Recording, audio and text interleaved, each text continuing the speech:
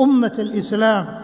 الوقاية والتحصين طريق لتجنب الضرر أو الاعتلال والأمراض، فعليكم عباد الله بتحصين أنفسكم وأولادكم وبيوتكم بالأوراد الشرعية والأذكار الصباحية والمسائية وأذكار الدخول والخروج والطعام والشراب والنوم والاستيقاظ وغيرها من الأذكار الثابتة عن سيد الخلق صلى الله عليه وسلم، فهي الحصن الواقي بإذن الله مع التوكل الجازم على المولى البصير السميع وتفويض الأمر لتدبيره المحكم البديع. فاليقين في الله أجل العزائم قدرا وأجلاها في حلك الحيرة بدرا. أليس الله بكاف عبده؟ وثقت بربي وفوضت أمري إليه وحسبي به من معيني، فلا تبتئس لصروف الزمان فإن يقيني بالله يقيني.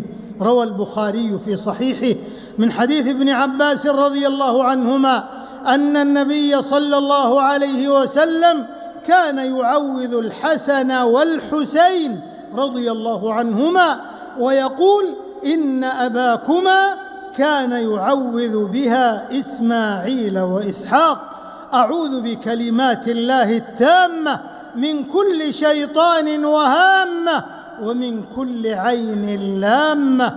وفي صحيح مسلم من حديث أبي أمامة الباهلي رضي الله عنه قال: سمعت رسول الله صلى الله عليه وسلم يقول: اقرأوا سورة البقرة فإن أخذها بركة وتركها حسرة ولا تستطيعها البطلة والبطلة هم السحرة.